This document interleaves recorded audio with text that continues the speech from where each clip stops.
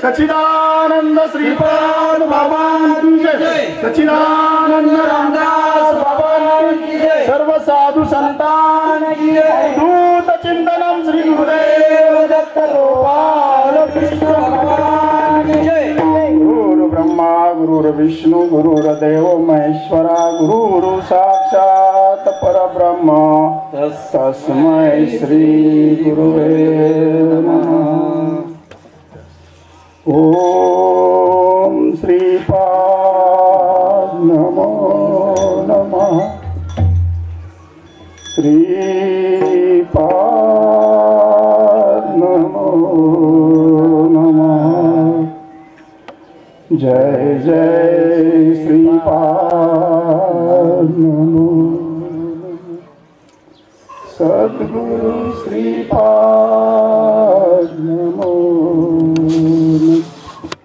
ओम श्रीपाद नमो नमः। श्रीपाद नमो नमः। जय श्रीपाद नमो नमः। सद्गुरु श्रीपाद नमो नमः। श्रीपाद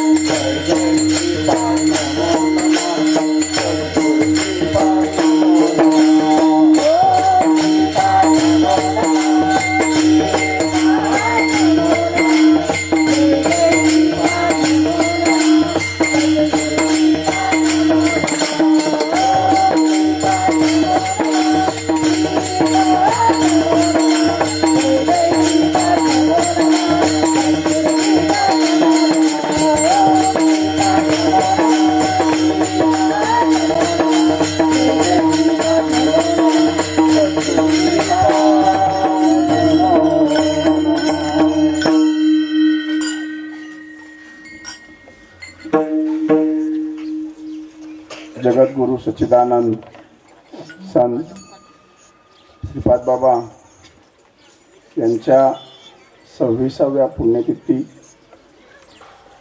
निमित्तानं आणि 22 जानेवारी 2024 हा जो परम मुहूर्त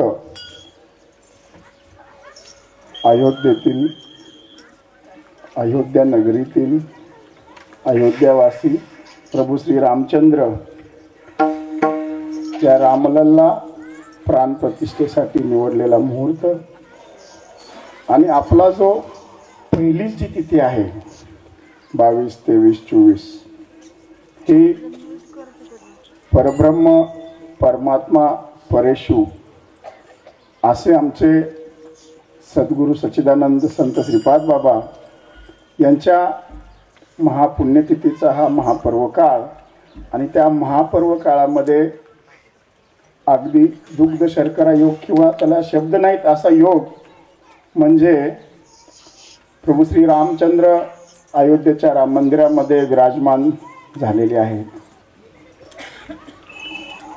पुरुषोत्तम मर्यादा पुरुषोत्तम प्रभू श्री रामचंद्र आणि त्यांचं आगमन 500 वर्षांनंतर त्या मंदिरामध्ये व्हावं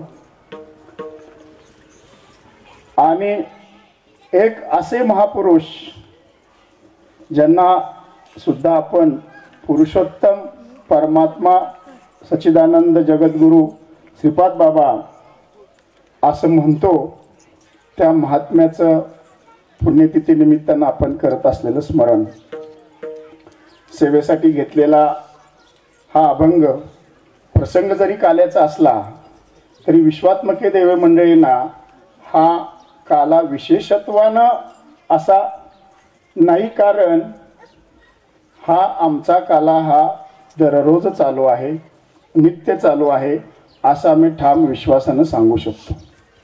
म्हणून निमित्त करायचं काल्याचं, निमित्त करायचं पुण्यतिथीचं, निमित्त करायचं आणि हा जो विश्वात्मक भाव आहे, हे विश्वची माझे घर ऐसी मती जयाची स्थिर किंबहुना चराचर आपणची झाला. या उपर जाऊन माऊलींच्या भाषेत सांगायचं म्हणलं तर ब्रह्मविद्येचा सुकाळ होऊ द्या जगावरी आणि जगावर ब्रह्मविद्येचा सुकाळ होण्याचं अंतकरणातून जे काही तळमळ आहे ती केवळ आणि केवळ या भारत भूमीतील संत आणि विशेषत्वानं महाराष्ट्रातील संतच करू शकतात. म्हणून हा काला हा एकदा खायचा आणि काला खाल्ल्यानंतर मुक्त व्हायचं किंवा काला करून घरी जायचं आणि झालं असा भाग आहे का हो? नाही, असा भाग नाही आहे. कोणासाठी नाही आहे तर आपण बरेच काही मागच्या काही काल्याच्या प्रसंगातून आपण चिंतन केलेलं आहे नाही का. वळीती जे गाई किंवा चला वळू गाई, त्यानंतर माझे गडी कोण कोण नाही का, घ्या याती भिन्न निवडून, त्यानंतर आपण चिंतन केलं देव भक्त दोन्ही करिता ती काला. म्हणजे आता देव आणि भक्त दोन्ही मिळून काला करतायत नाही का. आता देव आहे, देव कुठपर्यंत आहे? अनादि अनंत आहे. आता जोपर्यंत देव अनादि अनंत आहे तोपर्यंत भक्त सुद्धा अनादि अनंत आहे आणि म्हणून त्यांचा काला हा अनादि अनंत आहे. अनंत नामाचा काला पुराणे म्हणती कोण म्हणतंय? पुराणे म्हणतायत. म्हणजे पुराणांना सुद्धा हा काला अजून शोधतायत ते, चला पाहू म्हणती चला नाही का. तर असा हा काला आहे आणि तो काला खाण्यासाठी सुद्धा भाग्य लागतं. आणि भाग्य असं कारण तो काला हे देवभक्त दोन्ही करत असतात. म्हणून उच्चिष्ट ते खाय तया हाती नाही का. या प्रसंगी घेतलेला जो अभंग आहे आपला तो म्हणजे उपजोनिया फुडती येऊ काला खाऊ दही भात वैकुंठी तो ऐसे नाही वैकुंठी तो ऐसे नाही कवळ त्या काल्याचे. बघा समजायला सोपं आहे, सरळ आहे. उपजोनिया उडती येऊ काला खाऊ दही भात. आणि परत महाराज सांगतात वैकुंठात मात्र वैकुंठी तो हा शब्द महत्वाचा आहे. हा असेल पण ऐसे वैकुंठी तो ऐसे ऐसे म्हणण्याच्या पाठीमाग त्यांना काहीतरी सांगायचं की असा काला त्या वैकुंठात नाही. ते खात असतील काहीतरी अजून काला म्हणून, नाही का. काला करायला काय लागते, दूध भाकरी घेतली कुस्करली खाल्ली, अजून काय पनीर चिली खाल्ली कुस्करून, नाही का. काला करायला काय लागते. पण ऐसा वैकुंठी तो ऐसे नाही कवळ त्या काल्याचे. कवळ म्हणजे घास. त्या घासाची चव किंवा तो घास किंवा तसा घास वैकुंठामध्ये नाहीये. सरळ आहे. आणि म्हणून वैकुंठात जर नसेल तर मग वैकुंठात जाऊन काय उपयोग आहे का. का वैकुंठामध्ये हा काला भेटणार नाही आम्हाला. आणि हे त्यांनी जाणलंय हा काला कुठे भेटणार आहे, कोणत्या ठिकाणी भेटणार आहे. आणि म्हणून त्यांनी ते घर निवडले परत हा काला खाण्यासाठी. हा काला केवळ काल्याच्या प्रसंगापुरता मर्यादित नाहीये, तर हा काला हा देव आणि भक्ताचा हा नित्य काला आहे, नाही का. लेकुराचे हित जाणे माऊलीचे चित्त वाहे माऊलीचे चित्त. आणि काय करून घालते वेफर्स मॅगी काय करून घालते काला, नाही का. काला घातलं तरच ते लेकरू, नाही तर मग चाललं. तस एकमेका देऊ मुखी एकमेका देऊ मुखी सुखे घालू हुंबरी. आता हे शब्द थोडेसे नवीन वाटतील. पहिलं बरोबर आहे, एकमेका देऊ मुखी. काला झाल्यानंतर घ्यायचा एकमेकाच्या मुखात द्यायचा, झालं तेवढ्या पुरतच. नंतर काय खातो काय माहित, नाही का. काय एकमेकाच्या मुखामध्ये द्यायचा आहे, तर तो काला द्यायचा आहे.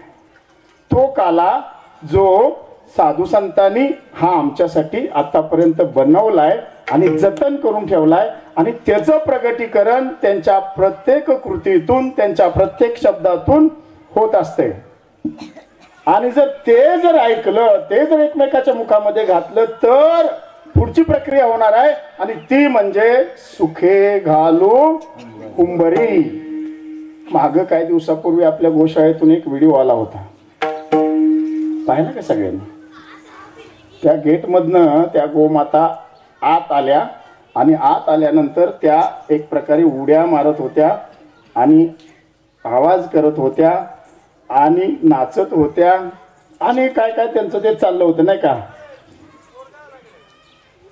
त्याला त्या बागडण्याला त्या शेपूटवर करून नाचण्याला तो जो एक आवाज ते काढतात त्यावेळेला हंबरणे नव्हा, त्यावेळेला एक असतो आवाज असा त्याला म्हटलेलं आहे हुंबरी. असा असा आवाज तुम्ही कधी काढता बरं. कधी काढता म्हणण्यापेक्षा आवाज कधी निघतो बरं. बरं हा अनुभव आपण घेतला नाही का.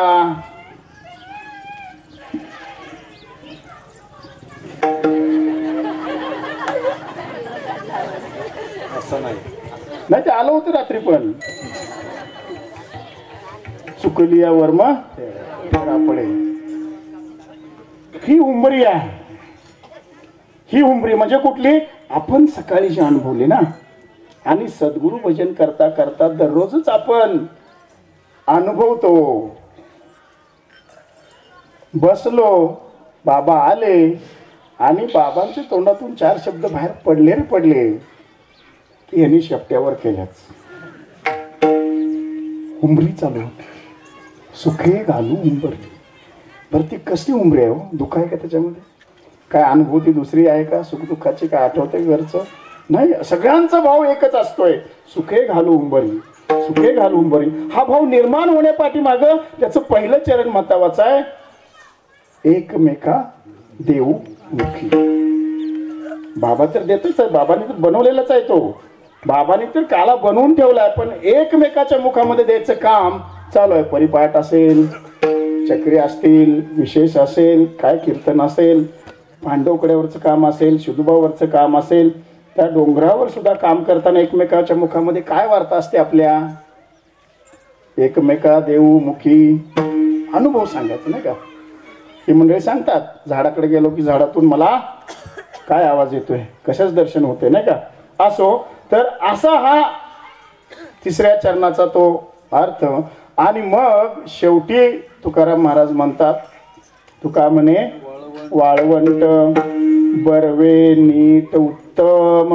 आता वाळवंट कधी बर्व असेल का, वाळवंट कधी नीट असेल का, वाळवंट कधी उत्तम असेल का, विचार करायचा. अहो वाळवंट आहे, वाळवंट नाही, पण नुसता साधा दुष्काळ पडला तरी वाटते वाळवंटापेक्षा भयानक, आणि अनुभव भयानकतेचा येत असतो आपल्याला. पण इथं महाराज ही जी काय गवळण आहे किंवा हे जे गवळे आहेत किंवा हे जे अनुभव आहे या गवळणीचा, काय म्हणतात, वाळवंट आहे पण बर्व नीट आणि उत्तम आहे. एक शब्द नाही सोडला त्यांनी, 3 शब्द वापरले, बर्व आहे, नीट आहे आणि उत्तम आहे.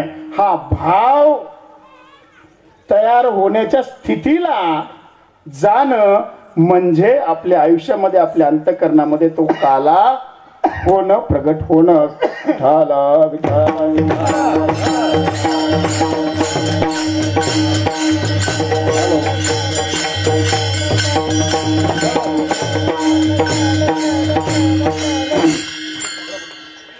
आणि यासाठी म्हणून आपल्याला या अलीकडे काय प्रसंग घडलेले आहेत किंवा पुराणामध्ये आपण ऐकत आलेलो आहे, पुराणातल्या कथा वाचत आलेलो आहे, आणि लांब जाण्यापेक्षा ज्या प्रभू रामचंद्र भगवान रामलल्लाचं आगमन अयोध्येमध्ये झालेलं आहे त्याचा काल मला वाटतं धर्माचे पालन करणे पाखंड्या खंडन या कीर्तनामध्ये थोडासा उल्लेख आला. किती वेळा त्या मंदिरावर आक्रमण झालं, किती वेळा ते मंदिर तोडलं गेलं आणि किती वेळा त्या मंदिरासाठी बलिदान दिलं गेलं. किती वेळा, 34-35 वेळा ते मंदिर तोडलं गेलेलं आहे. 76 लढाया झाल्या. 76 लढाया झाल्या. आणि 76 लढाया म्हणजे जुन्या असतील. अलीकडं जे झालं आपल्या नजरेसमोर, आपल्या नजरेसमोर यादवानी जी यादवी केलेली आहे त्यामध्ये प्रत्यक्ष त्या आंदोलनामध्ये सहभागी असणाऱ्या माझ्या नवयुवकांना, माझ्या राम भक्तांना, कारसेवकांना अगदी त्यांच्या पाठीवर दगड बांधून नदीमध्ये ढकलून दिलेला आहे. विचार करा त्या वेदनांचा. आपल्याला त्या गाण्याच्या डीजेवरच्या ठेक्यावर काल नाचताना आनंद होत होता का, तो आल्यानंतरचा आनंद आहे, पण तो येण्यासाठी म्हणून इतिहासाची पुनरावृत्ती पुन्हा पुन्हा पुन्हा पुन्हा पुन्हा पुन्हा झालेली आहे. मंदिर पहिलंच आहे. मंदिर आज आम्ही एक निर्माण केलं त्याचा आनंद विशेषत्व नाही आम्हाला. का विशेषत्व नाही? कारण त्या ठिकाणी 500 वर्षाचा जो लढा आहे तो लढा हा कुणी चालू ठेवलाय तर ज्यांना कळलं बर्व नीट आणि उत्तम त्यांनी, त्या माझ्या साधू पुरुषांनी, संतांनी, ह्या भक्तांनी, ह्या सद्गुरू आणि साधकांनी हा लढा चालू ठेवलेला आहे. त्याला नंतर हळूहळू राजकीय रंग येत गेला. बर, त्या मोगलांनी मंदिर उद्ध्वस्त केलं, एक फक्त अयोध्येतलं राम मंदिर उद्ध्वस्त केलं असेल त्याला आपण 500 वर्षाचा इतिहास सांगतो. आणि त्याच्या अगोदर प्रभू श्री रामचंद्राचा अवतार कुठल्या युगातला आहे? त्रेतायुग. हा, आणि भगवान श्रीकृष्णाचा अवतार कोणत्या युगातला आहे? द्वापार युगातला आहे नाही का, म्हणजे त्याच्या नंतरचा आहे. म्हणजे द्वापार, त्रेता आणि असं जर बघत गेलं तर किती 1000 वर्ष झाले असतील नाही का. एवढ्या 1000 वर्षांनंतर त्या माऊलींच्या काळाच्या अगोदर किंवा त्यानंतर मोगलाई चालू झाल्यामुळं आपली मंदिरं तोडली गेली. पण त्रेतायुगापासून माऊलींच्या काळापर्यंत आपल्याला जो आठवतो तो काळ बघितला तर त्या काळापर्यंत हा माझा राम प्रत्येकाच्या हृदयामध्ये जागृत ठेवण्याचं काम जर कोणी केलं असेल तर ते संत सद्गुरू महापुरुषांनी केलेलं आहे.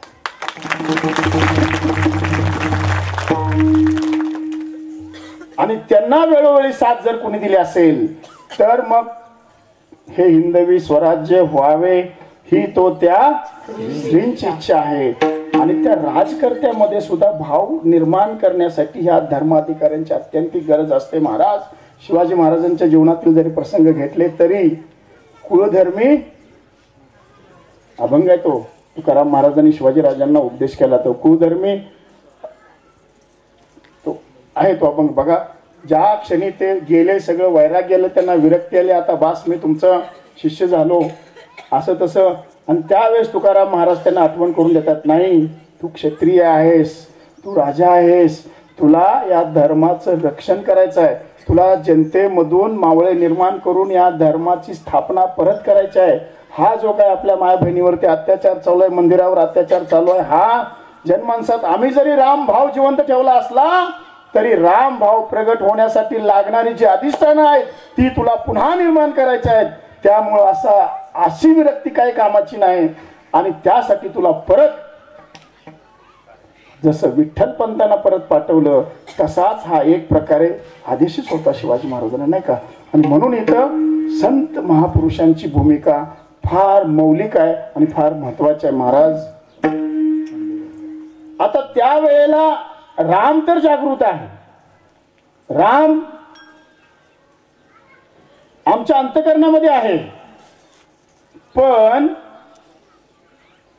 त्या रामाचं सगुण रूपानं असणारं अस्तित्व निर्गुण राम आम्हाला समजून सांगितला. सगुण रूपानं असणाऱ्या रामाचं अस्तित्व जोपर्यंत सगुण रामाचं दर्शन होत नाही जोपर्यंत सगुण रामाचं दर्शन देणारे अधिष्ठानं नसतील तोपर्यंत आमच्या लहान मुलांनी आमच्या भक्तगणांनी कुठे जायचं आणि कोणत्या ठिकाणी म्हणायचं की हे आमच्या रामलल्लाची जन्मभूमी आहे इथं आमचा राम जन्माला आला होता नाही का. आणि म्हणून बाबांनी सांगितलं नाही का भगवंत कृपा आणि सद्गुरु कृपा. तर जे काय या सृष्टीमध्ये जे महाकारण तत्व आहे हे महाकारण तत्व हे पुन्हा पुन्हा पुन्हा पुन्हा महापुरुषांच्या रूपानं नवीन नवीन अवतारांच्या रूपानं अवतार घेत त्यांचा आणि महापुरुषांचा विशेष संबंध आहे. आणि त्या संबंधातून अवतार घेऊन थोडस एक दृष्टांत सांगतो मला यायचं तिकडे. आपल्याला सांदीपानी ऋषी माहित आहेत पण सांदीपानी ऋषी पूर्वीच्या जन्मामध्ये कोण होते सांदीपाक नावाचे साधक होते. आणि त्यांनी कोणाची सेवा केली कोणत्या ऋषींची सेवा केली आहे कोणत्या संतांची सेवा केलेली आहे त्या संतांचं नाव आहे वेद धर्म ऋषी. वेद धर्म ऋषी सगुणानं होते पण जर्जर आणि क्रश होते. याचा अर्थ त्या काळामध्ये वेद आणि धर्म जर्जर आणि क्रश झालेला होता. त्याची सेवा संदीपाक साधक रूपी असणाऱ्या त्या महात्म्याने केली. आणि ते बघून स्वतःवर जे आपण म्हणतो कोण ब्रह्मा विष्णू महेश विष्णू आणि ते आले खाली आणि म्हणाले तुझे आम्हाला पोचले आमच्यापर्यंत माग तुला काय मागायचं आहे. म्हणे तुम्ही कोण आहे आणि मी तुमचं काही सेवा वगैरे केलेली नाही काहीच नाही असं कसं काय नाही म्हणे फार उपकार झाले फार नाही म्हणे असं काय नाही आहे नाही का. आणि मग ते घेतलं नाही त्याने माग काय काय नको नाही का गेले परत. तेच संदीपाक साधक नंतर पुढं संदीपानी ऋषी होऊन भगवान श्रीकृष्णाला उपदेश करतात. म्हणून हे जे नातं जे आहे भगवंत कृपा सद्गुरु कृपा किंवा भगवंत आणि सद्गुरु किंवा परब्रह्म आणि परमात्मा आणि सद्गुरु नाही का ह्याच्यासाठी सुद्धा पहिल्यांदा भगवंत कृपा पाहिजे. सेवेला सुरुवात करायच्या अगोदर आपण पांडुरंगाचं भजन करूया. पांडुरंगा करू पांडुरंगा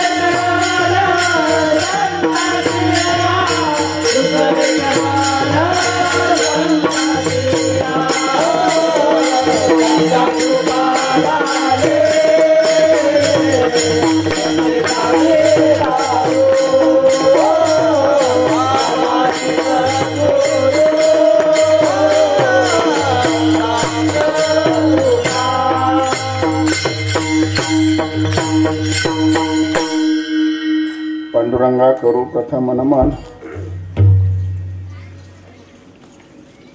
भारतीय संस्कृतीचा विचार केला तर सहज जरी पाहुणे जरी घरी आले तर आपण काय म्हणतो महाराज? काय काय म्हणतो? मरा मरा, जावा जावा, काय म्हणतो? राम राम म्हणतो नाही का? आणि तो पाहुणा गेला कायमचा, आणि जर तुम्ही त्याच्या ह्याला गेला तर राम नाम सत्य आहे. बरोबर. म्हणजे संस्कृती बघा काय कशाचं स्मरण करून देते. प्रत्येक घटनेमधून प्रत्येक कृतीमधून घरी आला तो पाहुणा आवडताय ना आवडताय, त्याच्या संग काय हेवे देवे असतील, काय द्वेष भावना असेल, काय असेल, पण पहिल्यांदा राम राम घातला पाहिजे. सांगतं म्हणजे आपल्याला सांगावं लागतं काय? आता नवीन मुलांना थोडं सांगावं लागतं, पण बघा आपली बुजुर्ग मंडळी या राम राम काय मला कळत नाही म्हणजे कसं काय ते. आता ह्याचा विचार करा हो तुम्ही. आता राम आल्यानंतर ह्याचा विचार करा की ते राम राम म्हणणं म्हणजे काय होतं? तुझ्यातही तोच आहे आणि माझ्यातही तोच आहे. कोण आहे? राम. आता या म्हणजे तिथंच जे काय तो घेऊन आला असेल. आता पाहुण्याच्या घरी जायचं म्हणजे काय उगाच कोण जात आहे का? हा, उगाच येतो तुमच्याकडे जरा रात्री काय होतं बासुंदी आणि ते पुरी खायला, असं उगाच जातं का कोण? काहीतरी घेऊन जातं. हा, तांदूळ घेऊन जातील, काहीतरी कपडे घेऊन जातील, काहीतरी घेऊन जातील नाही का, काहीतरी खुसपट घेऊन जातील, तेवढे हे करूया म्हणून नाही का. तरी पण आले आले मात्र राम राम आहे. आणि तिथंच त्याला राम, माझ्यातला राम तुझ्यातला राम नाही का, हा आपल्या भारतीय संस्कृतीचा विचार आहे. आणि ज्या वेळेला आपला विषय झालेला आहे की ज्या वेळेला या बाहेरच्या मंडळींना कळलं की इथं असा काय देश आहे, असा काय एक हिंदवी भूप्रदेश आहे की त्या प्रदेशामध्ये माणसं काठीला सोनं बांधून फिरतात. काय असंच आहे ना मन का चुकीचं आहे? आता वेगळी परिस्थिती असेल कदाचित. म्हणजे एवढं सोने की चिडिया त्यांच्या भाषेत सांगायचं म्हटलं तर म्हणजे किती असेल. आज ही पद्मनाभ मंदिरामध्ये कुठं आहे तो एक तिथे गर्भगृह किंवा ते आहे की त्याच्यामध्ये कुणाला उघडायला ते जमत नाही. आणि उघडून काय त्याच्यात करायचा प्रयत्न केला तर त्याचं काहीतरी काळाबेर झाल्याशिवाय राहत नाही. त्याच्यात किती सोनं आहे आणि किती संपत्ती आहे ह्याची मोजदार नाही आहे. लक्षात घ्या. म्हणजे एवढं त्यावेळेला आपला सुजलाम सुफलाम होता. आणि त्याला या भामट्याने नाव काय दिलं? बुवा संन्यासाचा देश किंवा मागासल्या लोकांचा देश. कारण आमचं राहणीमान साधं होतं ना, साधी राहणी, उच्च विचार होते आमचे. लक्षात घ्या. आणि भामट्याने नाव काय दिलं? गरिबांचा देश, दरिद्रांचा देश, सापवाल्यांचा देश, गारुड्यांचा देश, या भगव्या संन्यासवाल्यांचा देश असं नाव दिलं. आणि आपल्यातच भेद निर्माण केला की ज्याला आपण 4 वर्ण म्हणतो ना, कुठले कुठले ब्राह्मण, क्षत्रिय, वैश्य आणि शूद्र, हे त्यावेळी जातीनं नव्हते. बरं बाबांनी सांगितलं आपल्या भगवद्भावामध्ये जातीने हे व्रण नव्हते. कसे होते? कर्मानं होते. आणि कर्मानं सुद्धा होते. तरी एक साधं उदाहरण देतो, मुंबईकर किंवा बाहेर राहणाऱ्या लोकांना चांगलं लक्षात येईल. तुमच्या सोसायटीमध्ये तुमच्या घरामध्ये कचरा उचलणारा एक माणूस येतो, बरोबर. त्यानं जर संप केला किंवा तो जर सुट्टीवर गेला, काय अवस्था होते मला सांग. तुम्ही बनवलेलं पंचपक्वान श्रेष्ठ आहे. ज्या पंचपक्वान बनवण्यासाठी तुम्ही कोण साहेब असाल, डॉक्टर असाल, ते कर्म केलं असेल, पैसा मिळवला असेल, तो श्रेष्ठ आहे का? जर कचरा उचलला नाही गेल्यानंतर जी काय परिस्थिती होती, ती परिस्थिती महत्वाची आहे, विचार करायचा. आणि म्हणून ते श्रेष्ठ आहे. त्याला क्षुद्र मजरी म्हटलं असलं तरी बाबांनी त्याच्या पाठीमागचा भाव सांगितलाय. ते श्रेष्ठ आहेत, ती श्रेष्ठ सेवा आहे. ती जी सेवा आहे ती श्रेष्ठ सेवा आहे. आणि म्हणून नाही का, आणि असेच हे 4 वर्ण होते या पद्धतीने. ज्याला थोडं ज्ञानाचं जमत होतं त्याला ब्राह्मण, ज्याला थोडं धंदा पाणी जमत होतं त्याला वैश्य, ज्याच्यामध्ये जरा ताकद आहे, लढण्याचा निश्चय आहे, ते क्षत्रिय नाही का, मनामध्ये निर्धार निर्माण झालाय. आणि ज्यांनी या लोकांना म्हणजे ब्राह्मण, वैश्य आणि क्षत्रिय यांना व्यवस्थित राहता यावं आणि त्यांची ती स्वच्छता साफसफाई केली जावी, हे सुद्धा महत्वाचं आहे नाही का. असं असताना आम्हाला बदनाम केलं, आमच्यात फूट पाडली. हे ब्राह्मण, हे मराठा, हे ह्या जातीचे, ते त्या जातीचे, आणि तोडाफोडा आणि राज्य करा, बरोबर आहे का. तोडाफोडा आणि राज्य करा. आम्ही सहज विभागले गेलो. आम्ही सहज जरी आता आलो असला आम्ही, तर आम्ही सातारकर, आम्ही आवेकर, आम्ही आटपाडीकर, आम्ही चिखलीकरांची गोशाळा, आम्ही वाडीचे वाडकर नाही, वाडीचे राहिले, म्हणजे सहज करतो नाही का आपण. आणि त्याच्या अनुषंगाने एक बारीक कुठंतरी असते बघा. बाबांनी जो म्हटलं की नाही, सूक्ष्म अहंकार थोडासा असतो नाही का, कुठंतरी विशेषत्वानं असतोय. तो गुण आहे, ठीक आहे. पण कशामुळं आम्ही सहज विभागले जातो असं. आणि आता ह्याचा विचार केला बाहेर जाताना, म्हणजे या सगळ्या भावातून आपल्याला परत एकत्वाच्या भावावर आणतात ते संत. बाबांनी त्या याच्यामध्ये उदाहरण दिले की जा एकसारखी दिसणारी 2 पानं घेऊन या. डार्विन, जा एकसारखी दिसणारी 2 पानं घेऊन या. बसलं शोधत तिकडे. अरे बाबा, असं काय शोधून सापडणार नाही. ह्या सगळ्यांच्या आतमध्ये असणारा जो राम आहे, सर्वा घटी राम, देहा देही एक, सूर्यप्रकाशक सहस्त्र रश्मी, तो जर समजून घेतला तर मात्र सगळी पानं सारखीच आहेत. असा भाव निर्माण करणाऱ्या संतांना वंदन करूया. ओम नमो ज्ञानेश्वरा,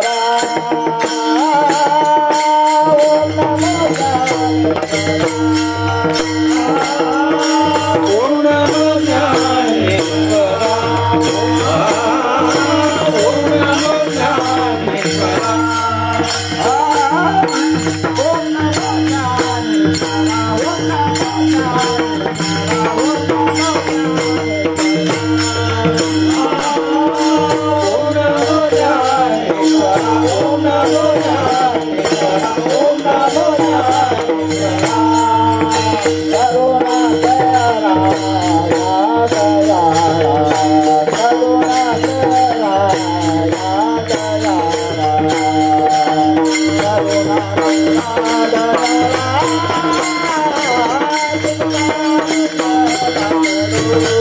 Oh,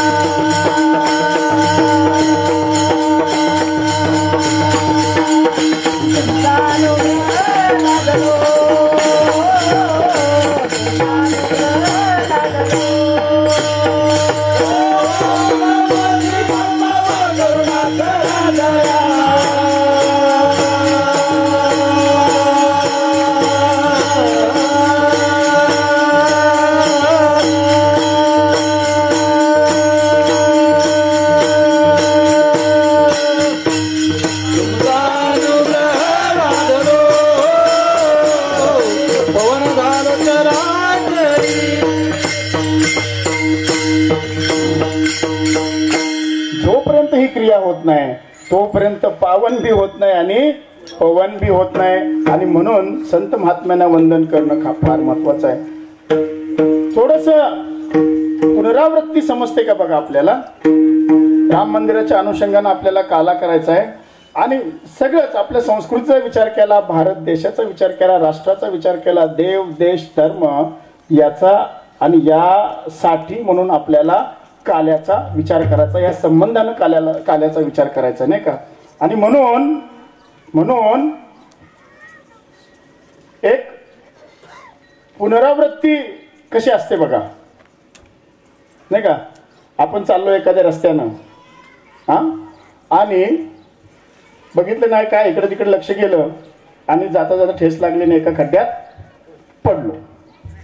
पडल्यानंतर झालं लागलं काय ते डॉक्टरकडे याला पट्टी केली बरं झालं.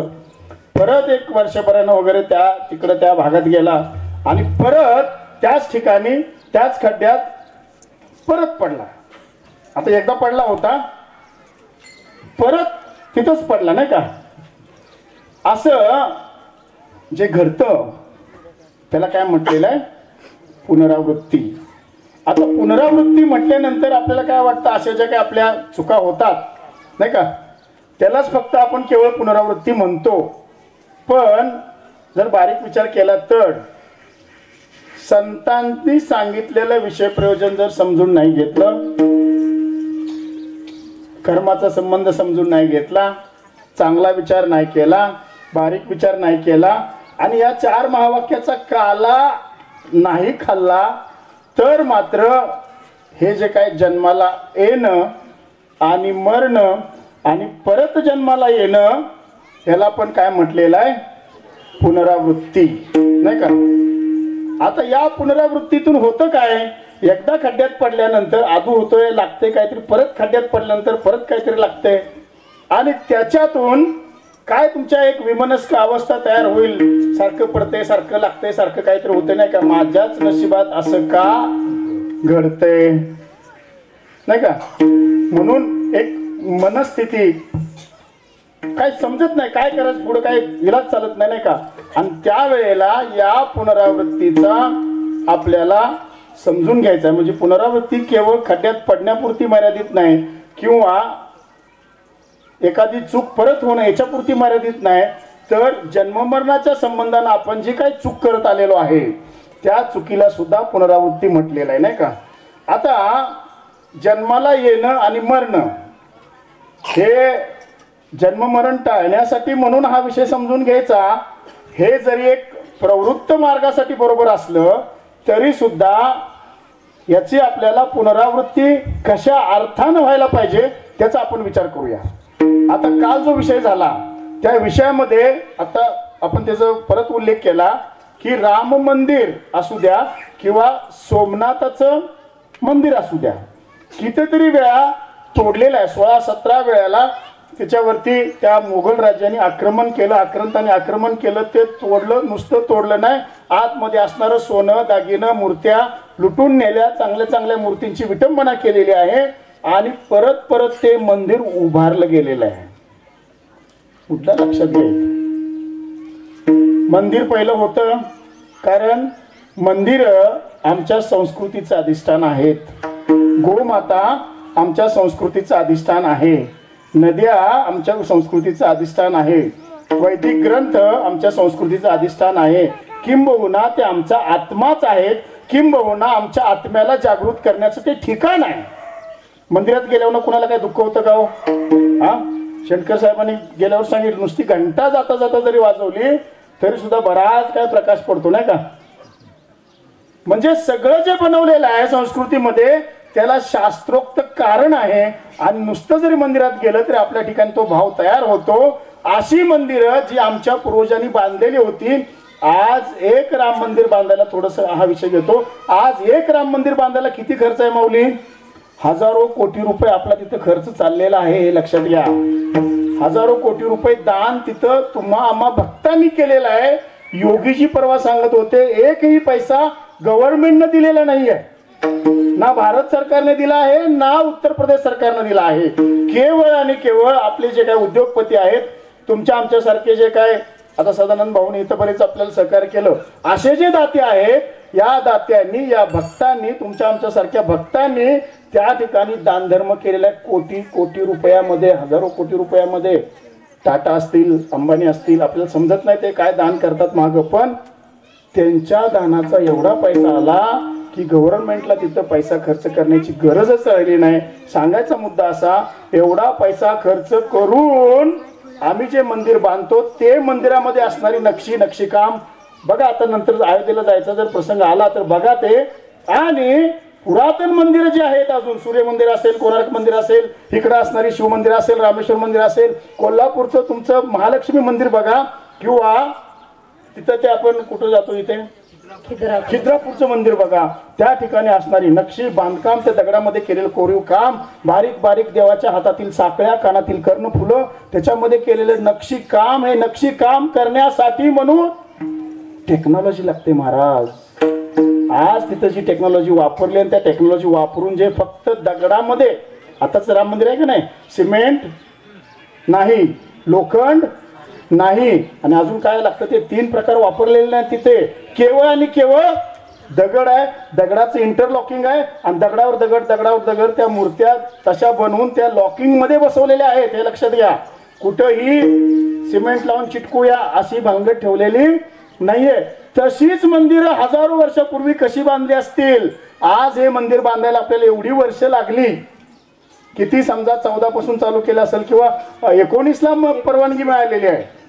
2019ला परवानगी मिळाली. आज 4-5 वर्ष झाली. आताशी पहिला माळा तयार झालाय म्हणे. एवढी वर्ष लागतात ते डिझाईन करायला. आणि किती मग छोट्या जागेत, एवढं मोठं नाही मंदिर ते.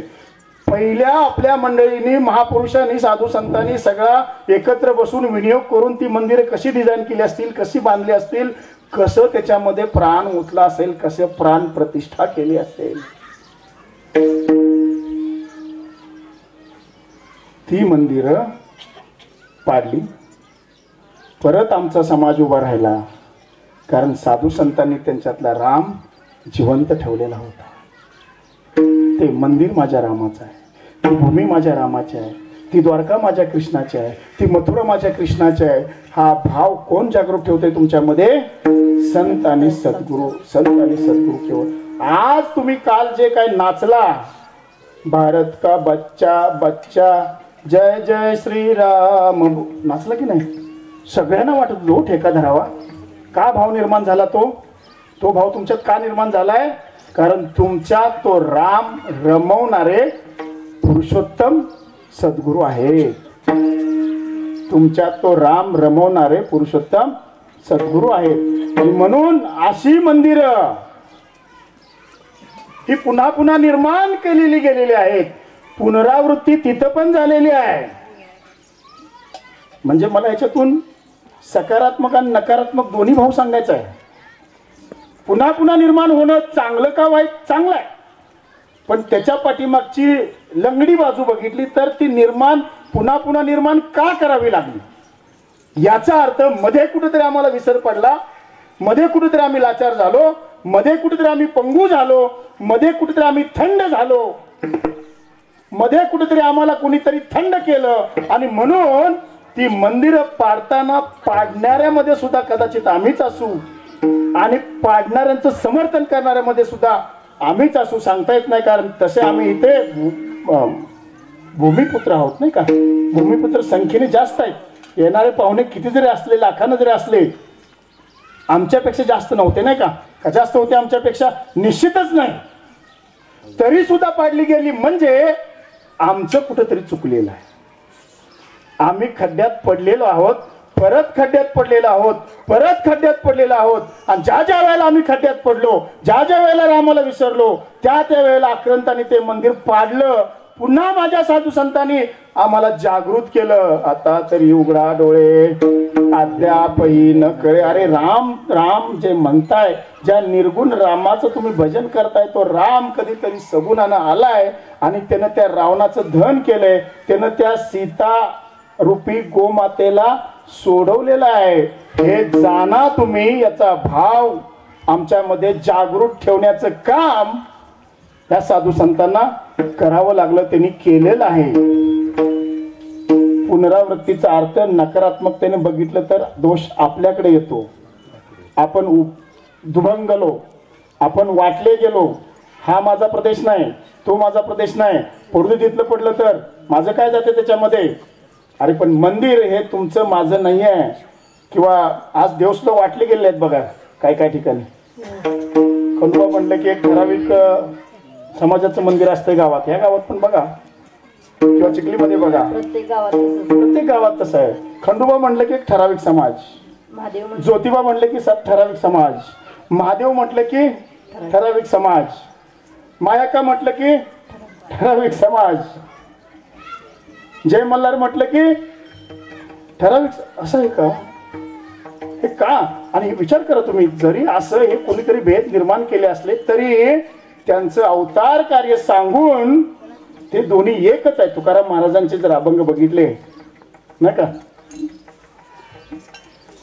उजवे वाम भाग, उजवे वाम भाग, उजवे वाम भाग, उजवे वाम भाग, उजवे वाम भाग, उजवे वाम भाग,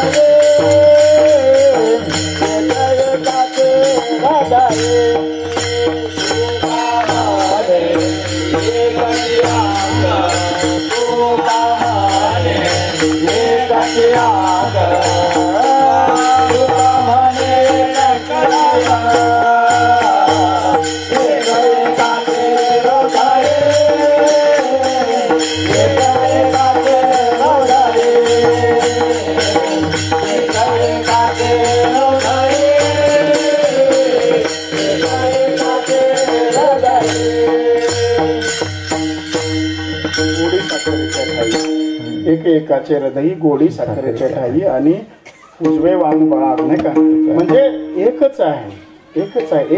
एकाचे हृदय एकच आहे.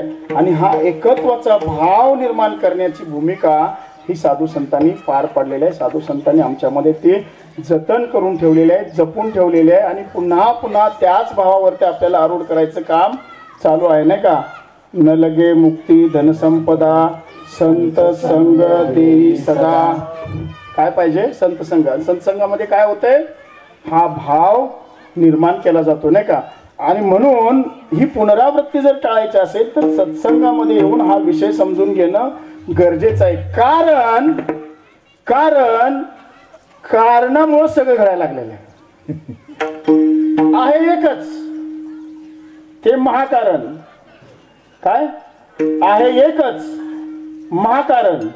आणि त्या महाकारणाला वाटलं एकोम बहुस्या, एकटा आहे रे, काहीतरी करावं, कोणतरी पाहिजे, काहीतरी पाहिजे म्हणून उगच जसं आपणच आरशामध्ये जाऊन आपलं बिंब पाहावं आणि काय सुंदर दिसते किंवा दिसतोय असं बघून खुश व्हावं.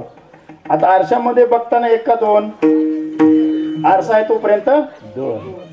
आरसा काढला एकच आहे. पण तरी त्याला वाटलं काहीतरी निमित्त आणि कसा दिसतोय. आता जे दिसत ते खरं सत्य का मिथ्य? कुठपर्यंत सत्य दिसत ते आतमध्ये, कुठपर्यंत सत्य? आरसा आहे तोपर्यंत. आता त्याच्या पुढे जाऊया. आरसा आहे तोपर्यंत सत्य आहे म्हणता तुम्ही, दिसतंय ते आरसा आहे. आणि अलीकडचंच नसेल तर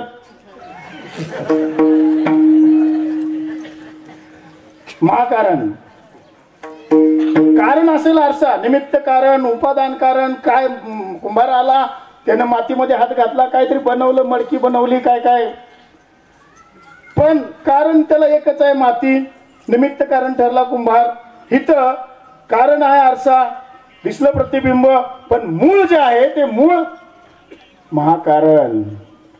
आता या महाकारणाच्या ठिकाणी जी निर्माण झाली तेथे एक ढालगज निर्माण झाली. ढालगज लय खतरनाक आहे. का? आता ते तत्व बाबा सांगतात नाही का, ह्या चराचर सृष्टीमध्ये केवळ एकच तत्व आहे, एकच सत्य आहे, ते म्हणजे तत्व आहे.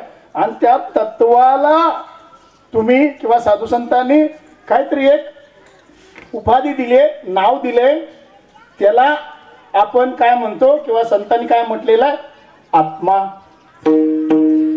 परमात्मा, ब्रह्म, परब्रह्म. ही नावं वेगळी आहेत. ही नावं किंवा हे शब्द म्हणजे त्याला लावलेले आपण उपाधी आहेत. आहे ते केवळ आणि केवळ एक तत्व. एकची धागा नाना परी कपडे,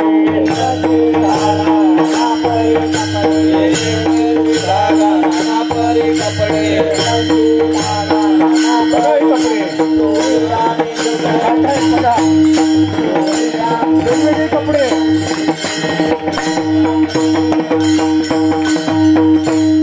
एकची सोने नाना परी लेणे, बाळी आणि बुगडे, जगामध्ये ब्रह्म दिसे. एकच महत्वाचं आहे तिथे, मला एकच या शब्दावर जोर द्यायचा आहे. एकची तंतू मात्र निर्माण झालं. ही म्हणते मला साडी पाहिजे, ती म्हणते मला साडी पाहिजे, ती म्हणते नाही मला लुगडं पाहिजे. आता साडीतून लुगड्यात काय फरक आहे ना फरक? बर आता जाऊ द्या. हे म्हणते नाही मला धोती पाहिजे, ते म्हणते नाही तसली नाही, ते तसलं धोती पाहिजे. नगरकरांचे ते गळ्यात घालायचे उपरणे वेगळे, ते सातारकरांच्या घरात घालायचे उपरणे वेगळे, त्यांच्या टोप्या वेगळ्या. आहे एकच. किती भेद आहे बघा, या टोप्यामध्ये भेद आहे, उपरण्यामध्ये भेद आहे, धोत्रामध्ये भेद आहे, पण सगळ्यांचं अधिष्ठान एकच आहे, ते ब्रह्म, परब्रह्म, परमात्मा, आत्मा. हे त्याला आपण नाव दिलं. मात्र एकच तत्व आहे. आणि हे जे तत्व जाणतात त्यांना म्हणायचं तत्वनिष्ठ. आणि हे तत्वाचा विसर पडल्यानंतर जे उपाधीला चिटकून बसतात त्यांना म्हणायचं महाराज. काय त्यांना काय म्हणायचं? महाराज. आणि एकदा महाराज झाला की त्याचा बाप मेला किंवा बाप मारून महाराज झालेला आहे. बघा पत्रिकेवरची नावं बघा. दादा महाराज मोठे, दिनकर महाराज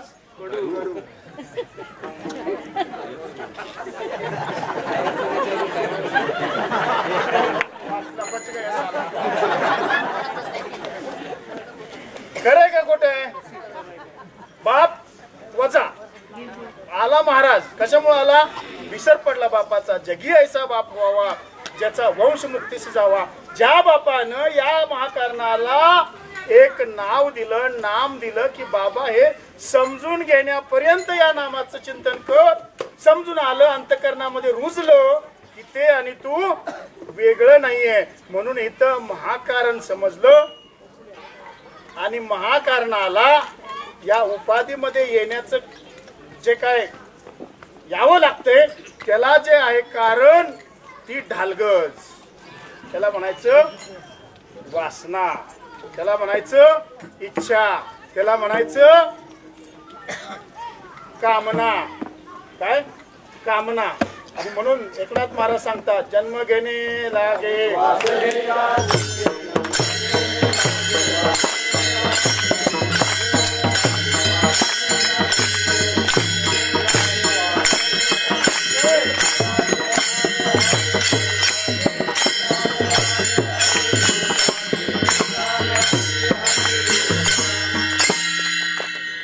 जन्म घेणे लागे वासनेच्या संगे. म्हणजे वेगवेगळ्या रूपाला जे काय आलं, एकच तंतू वेगवेगळ्या रूपाला आला, एकच धागा वेगवेगळ्या रूपाला आला, त्याला कारणीभूत आपल्या आतमध्ये असणारी इच्छा आहे. मला असली टोपी पाहिजे, मला तसला फेटा पाहिजे, मला असली साडी पाहिजे, मला तसलं कापड पाहिजे, ही इच्छा आहे नाही का?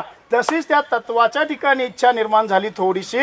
आणि त्याच्यातून त्याचा विस्तार झाला. आधी बीज एकले, बीज अंकुरले, रोप वाढिले आणि मग त्याचा विस्तार वाढत गेला. असो, मला काय सांगायचं आहे, तिथून पुढे या महाकारणाला सोडा, ते लक्षात ठेवा. आणि त्याच्यानंतर मात्र जे 3 आहेत ते आहेत कारण देह, सूक्ष्म देह आणि स्थूल देह.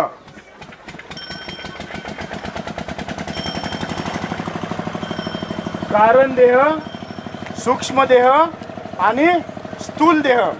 कारण देह, आता आपण प्रमाण ऐकलं, वासना. कारण काय आहे? हे वेगवेगळं दिसण्यापाठीमागचं किंवा निर्माण होण्यापाठीमागचं कारण काय आहे? इच्छा, वासना. त्याला म्हटलेलं आहे कारण देह. कारण देणाऱ्या देहातून ही वेगवेगळ्या रूपाला आलं, वेगवेगळ्या अवताराला आलं. आणि जसं जसं कारण होतं तसं तसं त्या परमात्मा भगवंतानं त्याला सूक्ष्म देह दिला. सूक्ष्म देह म्हणजे मन. काय? सूक्ष्म देह म्हणजे मन. आणि मन सूक्ष्म आहे, अतिसूक्ष्म आहे. त्याला जायला काही गाडी लागत नाही, यायला गाडी लागत नाही, फिरायला गाडी लागत नाही. सूक्ष्म आहे ते. आता जरी म्हटलं तरी लगेच मुंबईतून फेरफटका मारून येईल घरी. काय असेल बरं, आलं लगेच मागायचं. गॅलरीत ठेवलेली झाड सुकली असतील का? जाऊन आलं बघून लगेच, नाही का? बरोबर आहे का? आमची गाय तिकडे बांधलेली आहे, तिथं त्या यानं काय पाणी बिणी पाजलं असेल का नाही काय माहित. आम्ही सगळे इकडे आहे. आलं फिरून. अण्णाच्या मनात काय चाललंय? गोशाळेवर बाळूदा आहे का, कोण गेलंय का नाही? फोन करायला पाहिजे. हे पांडवकडावाले म्हणतील सैराट 1 नंबरचे 2 नंबरचे. काल सांगितलं विजयताईंनी, झाडांना पाणी तर घातलंय, पण आता 2-3 दिवस झालं, आठवडाभर मागे गेलो नाही, आता अजून 4 दिवस जाणार नाही, काय होईल म्हणून लगेच जाऊन येते बघा. सूक्ष्म, काय म्हटलं त्याला? सूक्ष्म देह.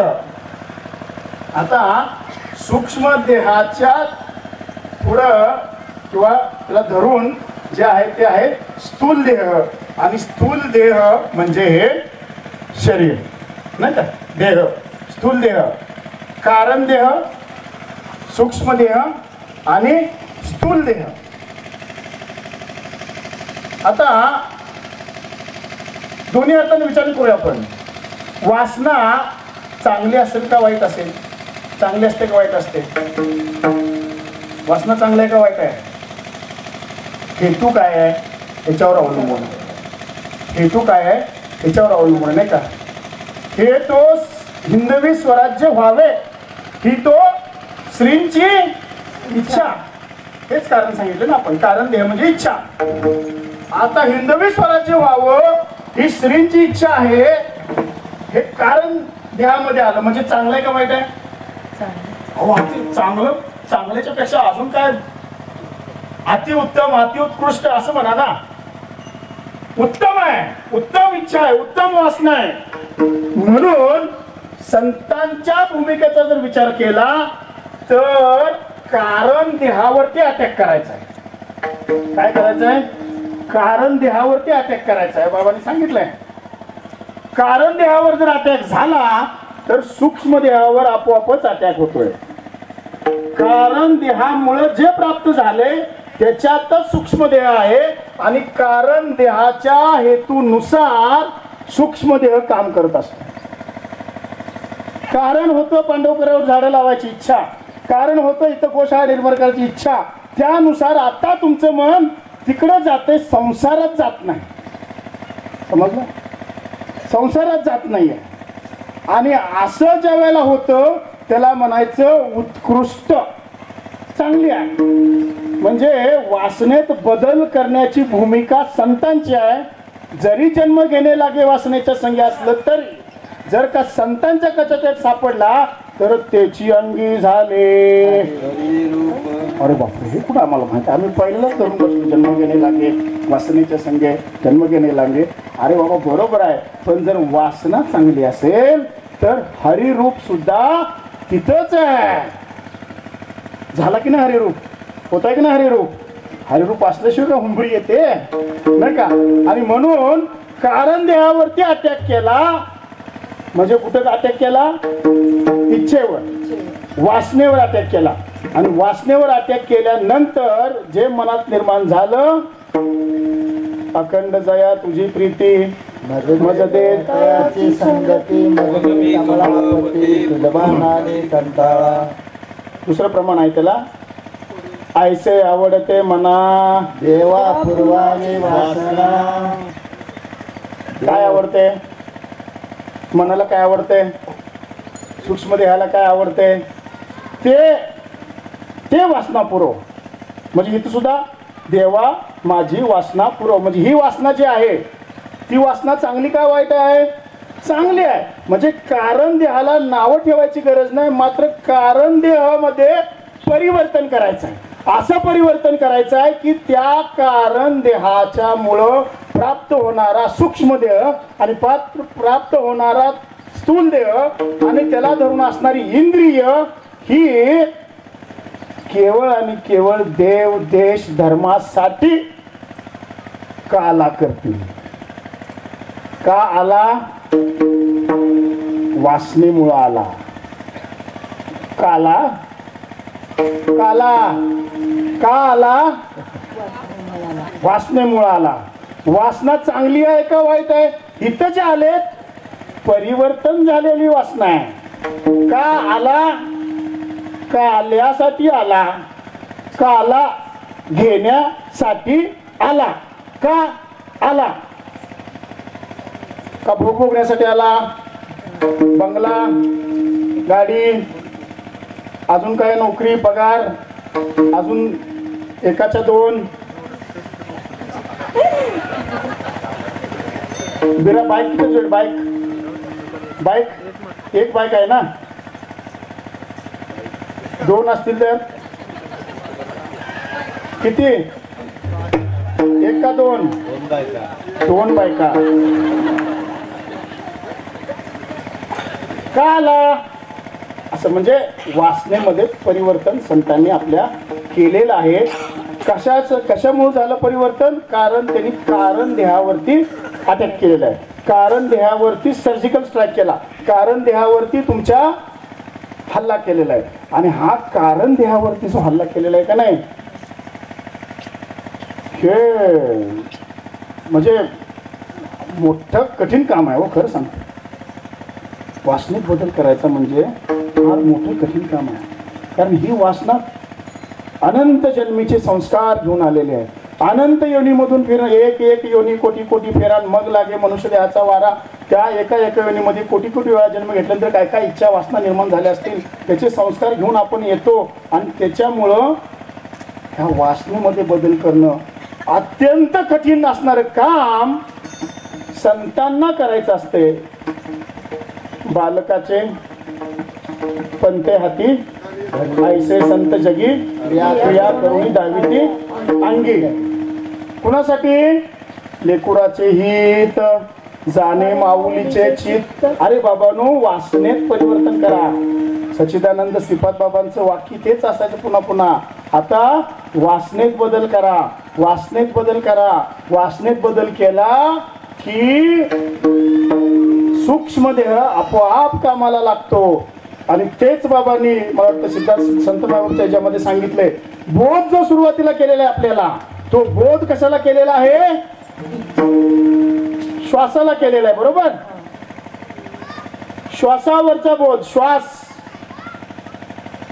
सूर्याला केला, नंतर मनुला केला, नंतर ईश्वकुला केला, नंतर राजरजोडाने केला. बरोबर?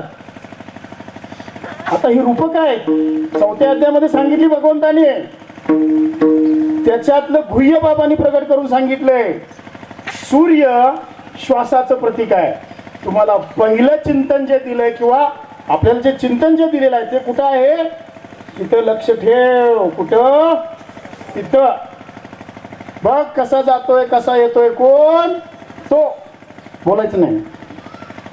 बघ त्याच्यामध्ये काय नाद निर्माण होतोय, काय नाद निर्माण होतोय, बोलायचं नाही. बघ, लक्ष ठेव. हा जो बोध आहे तो बोध कुठं गेला? हळूहळू आला सत्संगात, बसला, जरा फटकार खाल्ले, जरा सत्संगात आला, जरा हे केलं. कुठे गेला तो? मनावर गेला. मनूला बोध झाला, मनाला बोध झाला. आणि मनाला बोध झालेला मनावरती बोध झाल्यानंतर मन कशाचं प्रतीक आहे? सूक्ष्म देहाचं प्रतीक आहे. सूक्ष्म देहावरती अटॅक झाला. जोवरी म्हणा जोवरी अर्जुना तू बोधू भेटेना म्हणा तवची या साधना बजावे लागे. तू म्हणे मीची करी माझी आहे भजनी प्रेम धरी. सर्वत्र नमस्कारी. तुझे एकावे. कुणाला बोध केला? मनाला केला. म्हणजे कारण देहावरती अटॅक करताना मनाला बोध केला आणि मनावर गेला.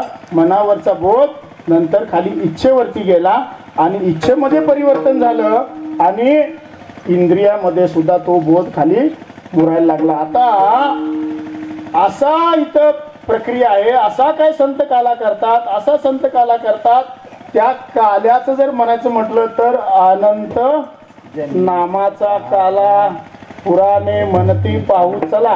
म्हणजे या बोधाच्या प्रक्रियेसाठी जे माध्यम आहे जे वापरले ते काय वापरले? नाम.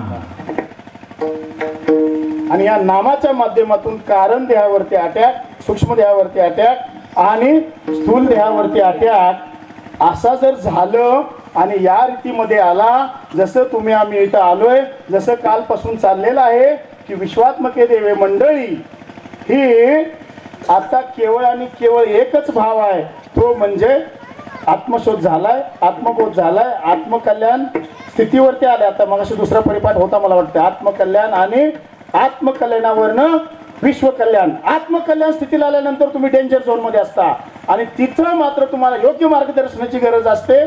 त्यावेळेला सद्गुरू तुम्हाला आठवण करून देतात आता इथं थांबायचं नाही, इथून मागं फिरायचं नाही. जर मागं फिरला तर पॅरालिसिस झाल्याचं लक्षण आहे. एका रट्यात पॅरालिसिस होतो आणि परत मागं. वासना बदललेली नाही अजून प्रपंचात वासना ह्याच्यात वासना. म्हणून ज्या वेळेला त्या बाळगोपाळांना लक्षात आलं भगवंताचं जे कार्य चालू आहे ते कार्य हे असं आहे, आम्हाला आनंद तर मिळणारच आहे, आनंद तर देणारच आहे, पण धर्म संस्थापनाय युगे युगे परत परत धर्म संस्थापनाच्या कार्यात आम्हाला सहभागी करून घेतलेलं आहे. हो याच्यासारखं भाग्य नाही दुसरं. हे कुणालाही प्राप्त होत नाही हो. हा कालात लक्षात घ्या तुम्ही. का आला असे फितूर होणारे आणि जयचंद असणारे भरपूर आहे, तेही आलेलेच आहे. तुम्ही आलाय पण तुमचा मात्र इथं काला झालेला आहे की देव देश धर्मासाठी प्राण घेतलं हाती. तोच भाव भगवान श्रीकृष्णाने यदा यदा ही धर्मस्य ग्लानिर्भवती भारत आणि धर्म संस्थापनाय मी पुन्हा पुन्हा पुन्हा पुन्हा युगामध्ये अवतार घेतो. प्रभू रामचंद्राच्या रूपाने आले, भगवान श्रीकृष्णाच्या रूपाने आले आणि श्रीपाद बाबांच्या रूपानं तेच आले, पुरुषोत्तम बाबाच्या रूपानं तेच आहेत. आणि त्यावेळेचं असणार बाळगोपाळ, त्यावेळी असणारी वानरांना कळलं त्यांच्या अंतकरणामधला भाव काय आहे. तुम्ही मानव यांनी श्रेष्ठ मानता की नाही? मग तुम्हाला समजायला पाहिजे लगेच का वानरांना लवकर समजायला पाहिजे? वानर बघितली ना काल कशी होती 5-6. एक वानर तर परत इथं लावलं भारत का बच्चा बच्चा श्रीराम बोलेगा. ते कसं नाचत होतं ते वाटत होतं खरंच तिथे युद्धभूमीवर आहे का काय. सगळ्यांच्या मध्ये तो भाव खरं सांगतो बाबांनी ते शिक्कामोर्तब केलं काल की सगळ्यांच्या मनामध्ये भाव झालता. खरंच इथं अवतरलेत. हीच अयोध्या आहे, हीच अयोध्या आहे. इथंच माझा पुरुषोत्तमाचा जन्म झालेला आहे, इथंच माझा पुरुषोत्तम राम जन्माला आलेला आहे. आणि म्हणून इथंच त्याचं परत एकदा राज्याभिषेक झालेला आहे नाही का. असा जर का आला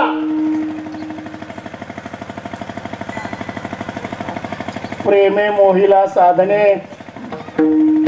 भेटत असेल तर सकाळी प्रमाण घेतलं होतं त्यांनी. तुका म्हणे गर्भवासी सुखे घालावे आम्हासी उपजले मेले असे किती, ते पण एक प्रमाण नाही का. असं जर याच्यामध्ये आपल्याला सहभागी होता येत असेल, त्याचा एक भाग होता येत असेल, याच्यामध्ये सक्रिय राहता येत असेल, त्या काल्याचा आनंद त्या प्रतिकात्मक काल्यापेक्षा हजारो पटीनं जास्त आहे. तो काला भगवंत बाळगोपाळ करत होते, तो काला प्रभू श्री रामचंद्र वानर करत होते. तो काला करण्याचं सौभाग्य आम्हाला मिळालं आणि तोच अनुभव तुकाराम महाराज पहिल्या चरणामध्ये सांगता. अरे हजारो जन्म घ्यावे लागतील, हजारो जन्म घ्यावे लागले तरी सुद्धा अशी राम मंदिर, अशी अयोध्या, अशी द्वारका, अशी मथुरा हे पुन्हा पुन्हा काबीज करण्यासाठी आम्ही जन्म घेऊ. उपदोनिया फोडाते, उपदोनिया फोडाते, उपदोनिया फोडाते, उपदोनिया फोडाते,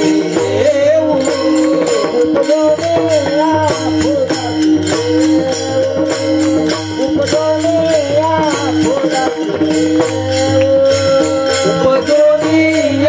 फोडाते, उपदोनिया फोडाते.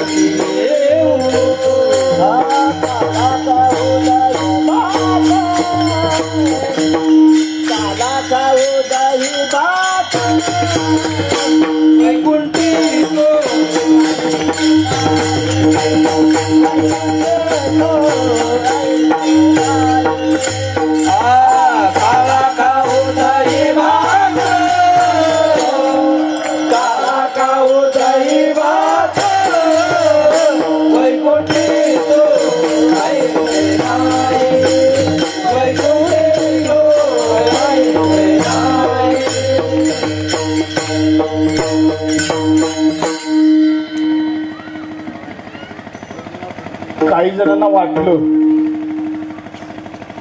झालं आता वैकुंठेचा ठाव करूया, काय झालं आता वैकुंठेचा ठाव करूया, काय पुण्यच घडलं भरपूर. गेले कुठं तुमच्या ज्या कल्पनेमध्ये वैकुंठ असेल तिथं गेले नाही का?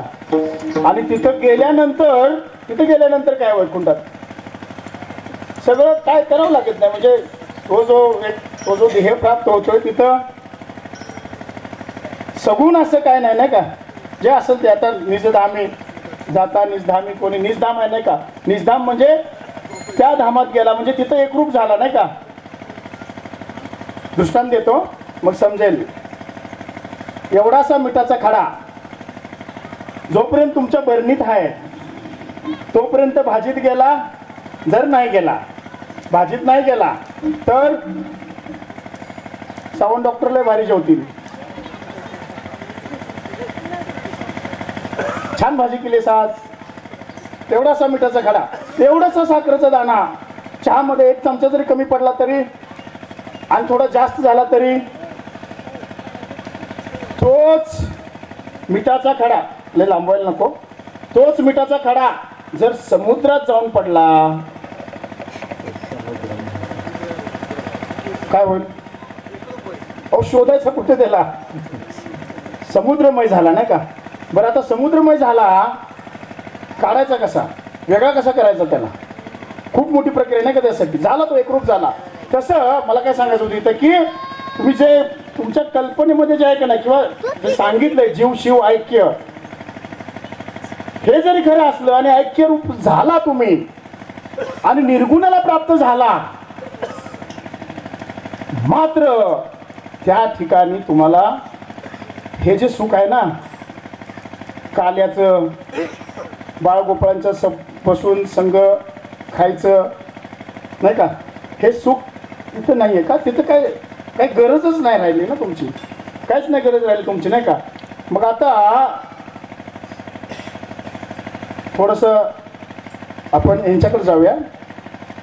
जर प्रभू श्री रामचंद्र सगुण रूपानं अवतार धारण केला नसता, भगवान श्रीकृष्णाने सगुण रूपानं अवतार धारण केला नसता, श्रीपाद बाबांनी माऊलींनी सगुण रूपानं अवतार धारण केला नसता, अवतार तुम्हा धराया का? धराय म्हणजे कुणी ठरवलं? धरायला म्हणजे कोणी ठरवलं? त्यानेच. अवतार तुम्हा धराया कारण, इथं बी कारण आहे हा. उद्धराया जन जड जीवा, पुढं वाढावया सुख भक्ती भाव धर्म, सगळं हा, एक नाही. याच्यातलं एक पण वजा केलं तर तो अभंग अभंग राहत नाही. वाढवाया सुख भक्ती भाव धर्म आणि कुळाचार नाम विठोबाचे. सगुण रूपानं जर माऊली आल्या नसत्या, सगुण रूपानं जर तुकाराम महाराज आले नसते, सगुण रूपानं माझे श्रीपाद बाबा आले नसते, तर आम्हाला या परमार्थावर आलेलं आवरण काढून, या पाण्यावर साठलेलं शेवाळ काढून, आतलं शुद्ध अमृत आमच्यापर्यंत पोचवून, त्याचा अनुभव देऊन आणि परमार्थाची रीत, परमार्थाचा विनियोग, परमार्थाचा मार्ग नेमका कसा हे आचरणानं दाखवणारे जर संत महात्मा आमच्या जीवनात आले नसते, तर आम्हाला हा परमार्थ काल्पनिक वाटला असता. लक्षात घ्या.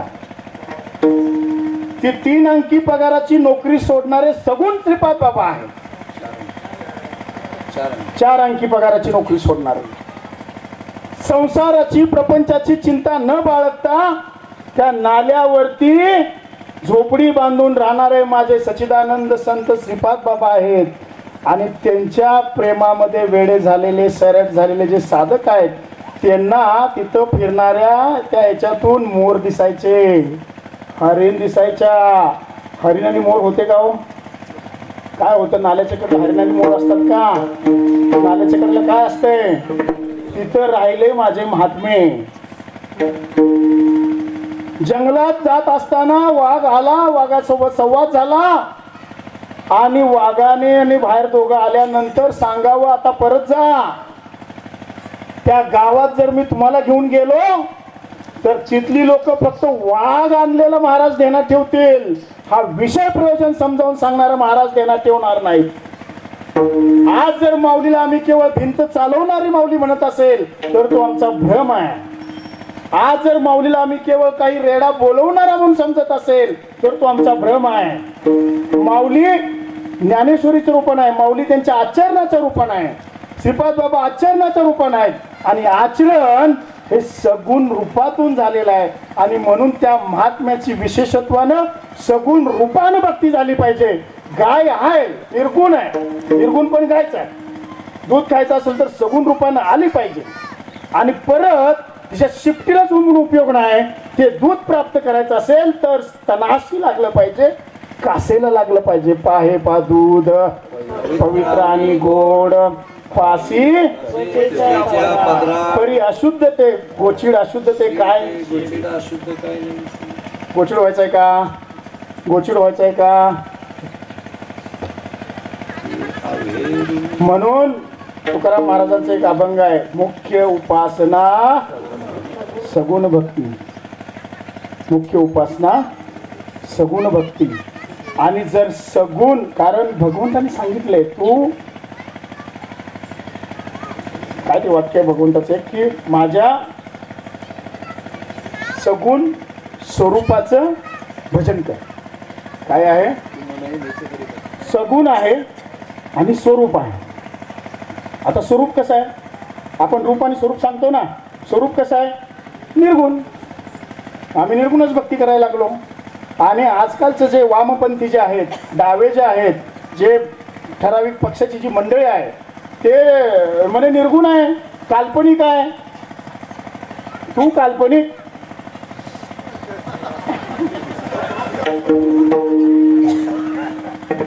पुढचं मी बोललो नाही, पण तुमच्या अंतकरणामध्ये ते उमटलं. तुझा बाप काल्पनिक, तुझा आजा पंजा पण काल्पनिकच असायला पाहिजे. म्हणून म्हणतोस तो राम काल्पनिक आहे. अरे लाजा कशा वाटत नाही यांना? तरीही कायद्याच्या चौकटीमध्ये बसून हे केलेलं आहे. मला सांगायचं काय की इथं सगुण रूपात श्रीपाद बाबा आले नसते तर आम्हाला हा परमार्थ कोणी सांगितला असता. सगुण रूपाने राम आले नसते तर धर्माचं कार्य कसं कोणी सांगितलं असतं. सगुण रूपाने भगवान श्रीकृष्ण आले नसते तर. आणि म्हणून मुख्य उपासना सगुण भक्ती झाली पाहिजे.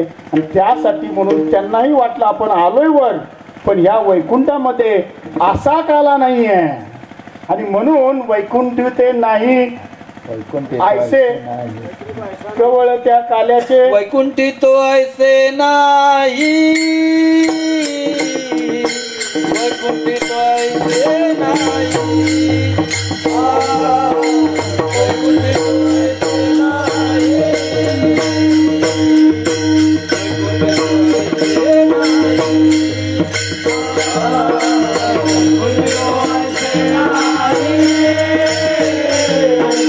वैकुंठी तो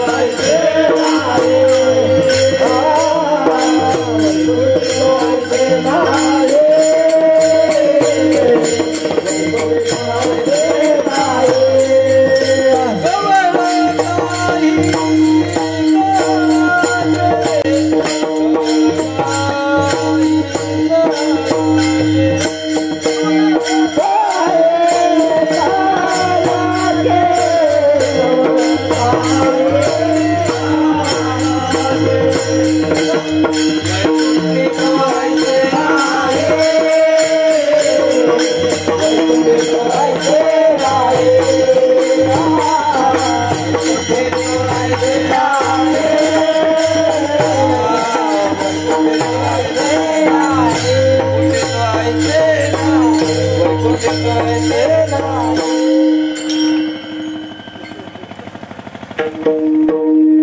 ऐसे संत जन ऐसी चंद्रभागा ऐसा विटेवरी आम्हा अनाथा कारणे पंढरी देव. पंढरी असू द्या, द्वारका असू द्या, अयोध्या असू द्या, गोटी असू द्या, वाडी असू द्या, आम्हा अनाथा कारणे निर्माण केली पंढरी देवे. कारण हा काला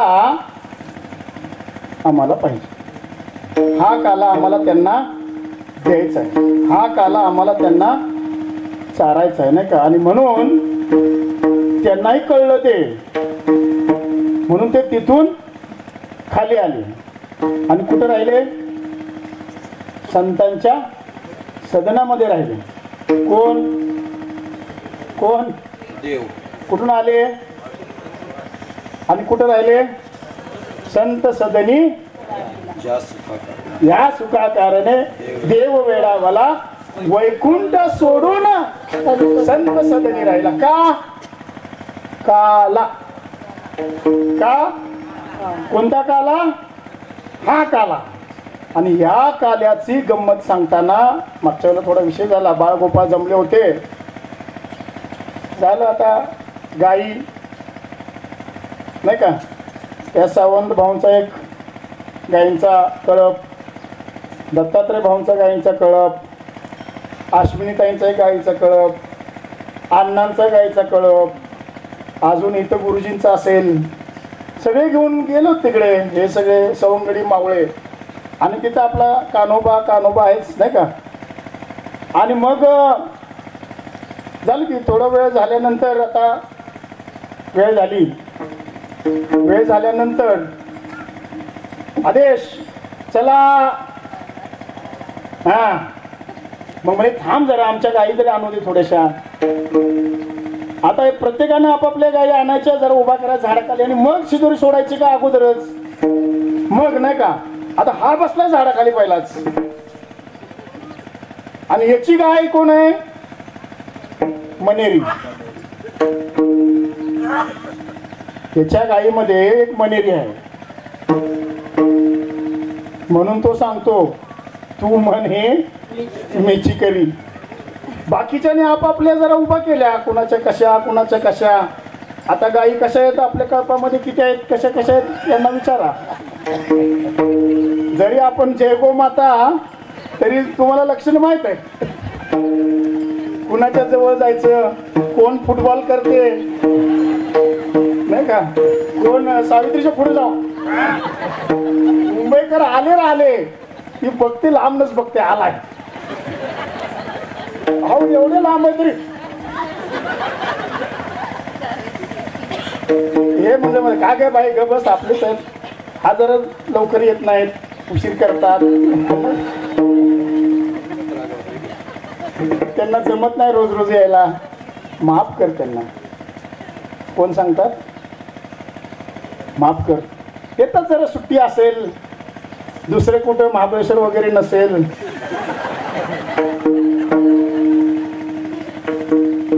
अजून काय पै पाहुण्याचा बेत नसेल, वातावरण इकडच जरा बरं असेल,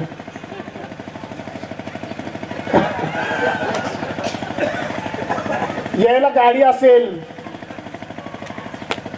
नाही का?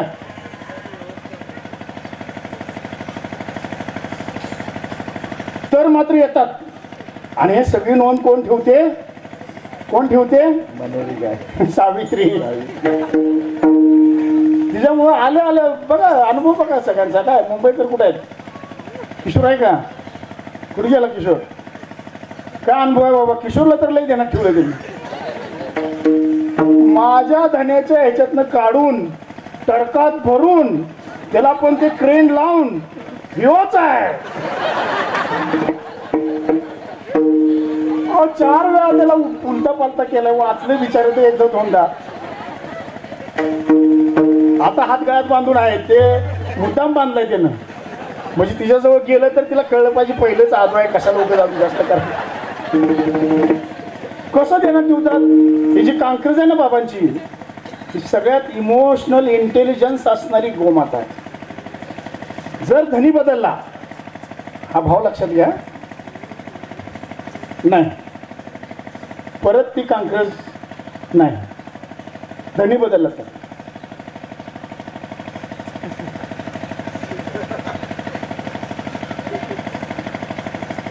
असं. मग ते मनेरी ते सगळे गोपाळ गोपाळ म्हणाले, हे बघ आम्ही सगळे आता उभा केले, ती मनेरी तुझी तू सांभाळ. मनेरी तेवढी तुझी तू सांभाळ. म्हणजे मनेरी सांभाळायचं आमच्या ह्याच्यात बसत नाही, आमच्या कॅपॅसिटीमध्ये बसत नाही बाबा. ती मनेरी तुझी तू बघ. म्हणून मगाशी जो विषय आला आपला, की कारण देवावर अटॅक केला की सूक्ष्म देहाचे मन आहे. मना सज्जना भक्ती पंथेची जावे. सकाळी विषय झाला प्रेम प्रक्षेपणाचा, नाही का? त्या मनावर प्रेम प्रक्षेपण करतात बाबा. आणि मग ती मनेरी हळूच येते आणि मग बसते. मग भगवंत सांगतात, आता कोणी कोणी काय काय आणले, चला उघडा. आता मला इथं काय सांगायचं लगेच घेतो, पटकन वेळ नाही आपल्याकडे. मागच्या वेळेला बोलवतो, कोण सगळ्यांकडे काय दहीभात नसणार आहे, नाही का? नाही का? आता इथे गोशाळा आहे म्हणून आपल्या चिखलीवरनं येईल काहीतरी दहीभात वगैरे, पण काय तिकडं आटपाडीवरनं आव्यावरनं ते म्हणणार जर्सीच नेऊन काय उपयोग आहे हो. आधीच आमची निघायला लागली आणि अजून न्यायचं म्हटल्यानंतर पहिलं विचारणार दही कुठलं आहे सांग बाबा. एकच आहे तिथं गिर, किलर असतील 2-4. नाही नाही असो. तर ते म्हणे आपलं आपलं सोडा आणि आपापली शिदोरी सोडा. आता इथं आपापलं सोडा म्हणजे काय सोडा?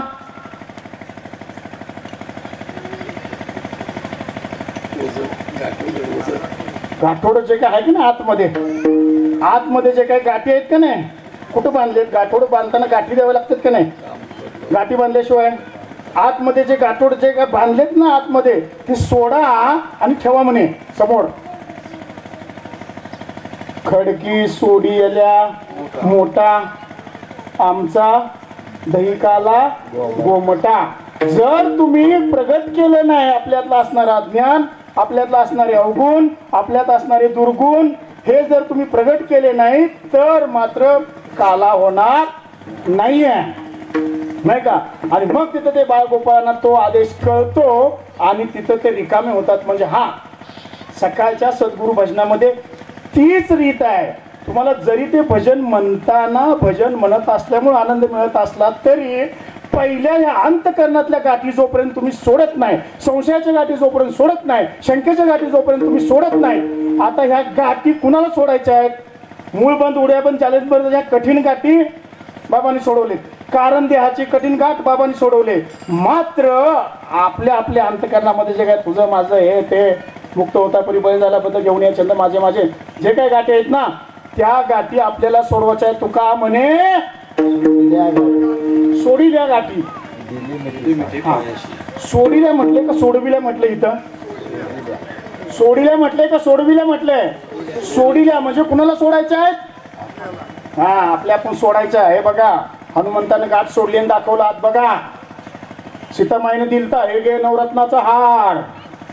हनुमंत म्हणे, हो असं विभक्त करू नका, हो असं वेगळं करू नका. भेट दिली की संपलं ना, सत्कार केला की संपलं. सदा ना,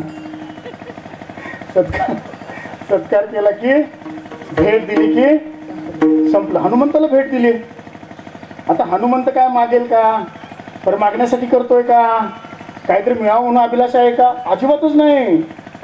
तो दास रामाचा पहिलाच दास आहे आणि रामदास म्हटल्यानंतरच त्याला आनंद होतो. तो काय मागेल का? हो, मागण्यावरती सकाळी झालं. त्याची काय मागणं असेल का? नाही ना. तरी सीतामाईन राम म्हणतात द्या. आता द्यायचं म्हणजे परीक्षाच आहे ना एक प्रकारची. द्या. दिल्यानंतर बसलं फोडत. एक मणी काढला, दुसरा मणी. अरे म्हणतो एकात बी नाही. मला वाटलं एकात तरी असेल. कोण कोण? राम. एकात तरी असेल म्हणून याच्यात रामच नाही. आता ज्याच्यात रामच नाही ते इथं येईल का? ज्याच्यात राम निर्माण झालाय तो आल्याशिवाय राहील का? आणि म्हणून त्याच्यात राम नाही हे तुमचं माघारी घ्या. भाव हनुमंताचा असा होता की भेट देऊन मला विभक्त करू नका, कारण मला माझ्या प्रभूची सेवा करायची आहे. म्हणून ती सेवा म्हणजे कशी आहे बघा. ती सेवा तेवढ्या रामायणापुरती थांबलेली नाही आहे. आजही तो त्रेतायुगातला हनुमान द्वापार युगामध्ये आहे. राम होते का द्वापार युगात कृष्णाच्या रूपानं? पण हनुमंत तोच आहे. तसंच आहे. वेगळं शरीर, वेगळं रूप नाही आहे. भीमाला बोध त्यांनीच केला, चिरंजीवी नाही का असं या ठिकाणी. मात्र त्यासाठी ही क्रिया झाली पाहिजे. एकमेका देवमुखी, एकमेका देवमुखे सुखे घालू कुंभरी. ही जी आहे का ना, आता बाबा एकदा आपल्याला इथं देतात. संतांनी एकदा दिले ज्ञानेश्वरी, भागवत, काय काय भगवत भाव वगैरे दिलंय. मात्र जर ह्या प्रत्येकानं ही भूमिका घेतली की आपण एकमेकाला हा घास वाटायचा जिथं जाईल तिथं. मग कोण इकडं जाईल, कोण तिकडं जाईल, कोण तिकडं जाईल, कोण तिकडं जाईल, चारही दिशांना तुम्ही जाणार आहे. हा घास वाटावं, एकमेकाच्या मुखात घाला. आणि असं घातलं तर हा आनंद वाढत जाणार, वाढत जाणार, द्विगुणित होणार. त्याला मर्यादा नाही, तो अमर्याद आनंद आपल्याला मिळत राहणार आहे. या ठिकाणी आपली वेळ झालेली आहे. आपल्याला पुढची बाबांच्या पुण्यतिथी निमित्तानं बाबांच्या चरित्राचं शेवटचं प्रकरण, जसं माऊलीच्या समाधी सोहळ्याच्या वेळेला काल्याच्या कीर्तनानंतर माऊलीच्या समाधी निमित्तानं समाधीचं वर्णन करताना संत नामदेवरायांनी जे काय अभंगामध्ये वर्णन केलेलं आहे की माऊलीचा भाव काय होता, निवृत्तीदादांचा भाव काय होता, पांडुरंगाचा भाव काय होता, समाधी घेताना प्रत्यक्ष ज्ञानेश्वर माऊलींचा भाव काय होता, तो भाव त्या अभंगातून प्रगट होतो. तसाच भाव बाबांनी त्या शेवटच्या प्रकरणामध्ये ओतलेला आहे. ते बाबांची समाधी सोहळ्याची ही आहे, ते आपल्याला वाचन करायचं आहे. तर आपल्या कीर्तनामध्ये जे राहिले तो म्हणजे काल्याचा अभंग घेऊन ही प्रक्रिया आता पूर्ण करूया आणि मग हे करूया की हो बालकुमारी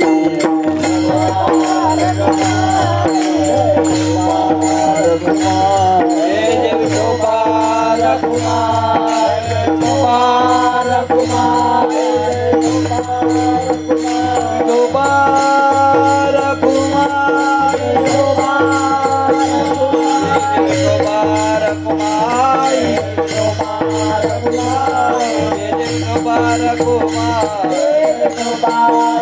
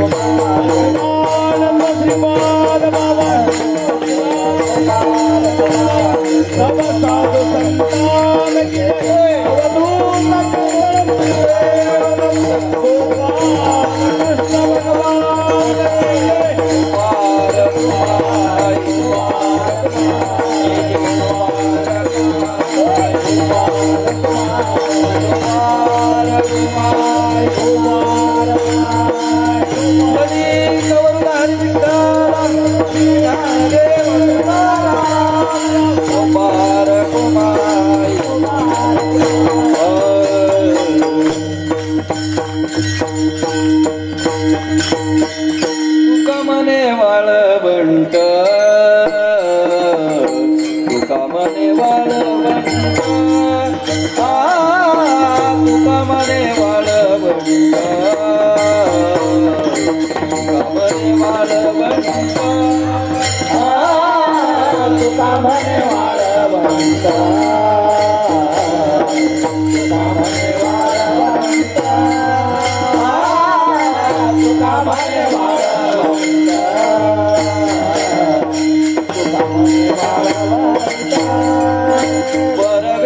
बरवेनीत उत्तम बरवेनीत उत्तम वैकुंठी सोयचे नाही वैकुंठी सोयचे नाही वैकुंठी सोयचे नाही बरवेनीत उत्तम बरवेनीत उत्तम वैकुंठी सोयचे नाही वैकुंठी सोयचे नाही वैकुंठी सोयचे नाही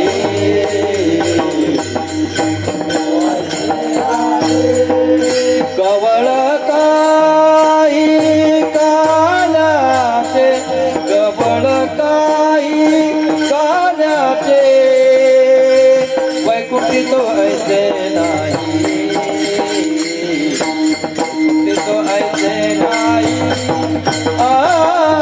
वैकुंठी सोयचे नाही वैकुंठी सोयचे नाही कवळ काही कानाचे कवळ काही कानाचे वैकुंठी सोयचे नाही वैकुंठी सोयचे वैकुंठी सोयचे नाही वैकुंठी सोयचे नाही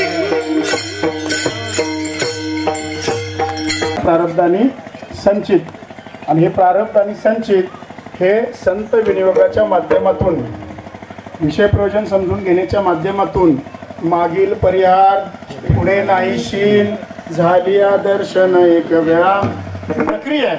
अनुग्रह आणि प्रबोध अनुग्रह मागील परिहार प्रबोध पुढे नाहीशील ही प्रक्रिया करून घ्यायची जीवनामध्ये. बाकी तुम्ही कितीही तैसे म्हणजे कितीही जरी अन्नदान केलं किती जरी दानधर्म केला काय झाडं लावली अजून काय केलं तर ही जर प्रक्रिया करून घेतली नाही तर ह्याच्यात राहून ह्याच्यापासून असा एक ध्येय प्राप्त करायचा की जो परत परत परत परत या कार्यामध्ये आपल्याला म्हणजे उपजून या मूर्ती येऊ या प्रक्रियेला जायचं असेल तर ही क्रिया समजून घ्यायची आहे. आणि त्यासाठी आपल्याला प्राप्त असणारं प्रारब्ध संचित किती जरी वाळवंटासारखं असलं तर संत सानिध्यामध्ये सद्गुरू सानिध्यामध्ये ते बरवं नीट आणि उत्तम झाल्याशिवाय राहत नाही. हा अनुभव त्यांनी शेवटच्या चरणामध्ये सांगितलेला आहे. आम्हाला असे महापुरुष भेटले आम्हाला असे संत भेटले आम्हाला असे सद्गुरू भेटले या गावातले सद्गुरू भेटले या भूमीतले सद्गुरू भेटले आणि आमचं सुद्धा वाळवंट बरवं नीट उत्तम झालेलं आहे. ज्यांना असं करून घ्यायचं आहे त्यांनी तो काला पहिला करून घ्या मग हा काला खावा. म्हणजे हा आता खावा हा पण येणं तसं होणार नाही मात्र तो काला घ्यायला पाहिजे. अनुग्रहाचा आणि प्रबोधाच्या रूपाने येणारी जी प्रक्रिया आहे त्याचा काला करून घ्या. ज्ञानेश्वर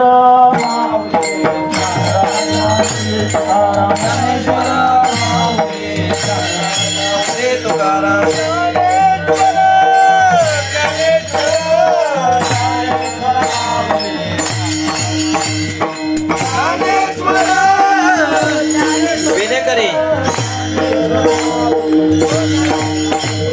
ज्ञानेश्वर माऊली ज्ञानराज माऊली तुकाराम ज्ञानेश्वर माऊली येले दुरे केला येले दुरे होतो तिघांचे मेवरी होतो तिघांचे बरे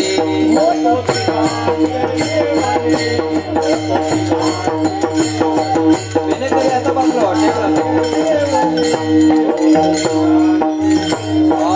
तुम्ही वारे दोहीकडे तुम्ही वारे दोहीकडे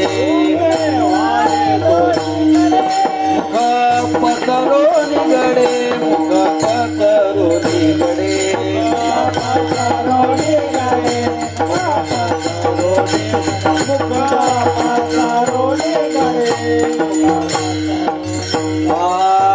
वाहतीच्या धारा वाहतीच्या धारा घ्या रे दोहीच्या कोपरा घ्या रे दोहीच्या कोपरा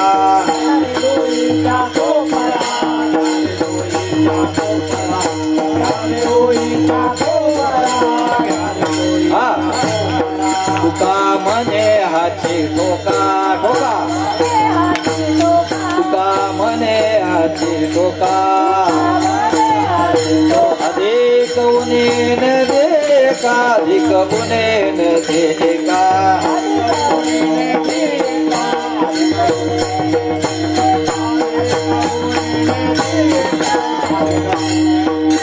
तुम्ही वारे दोहीकडे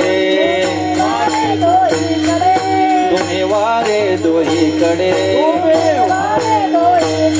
मुख पसरो निगडे मुख पसरो निगडे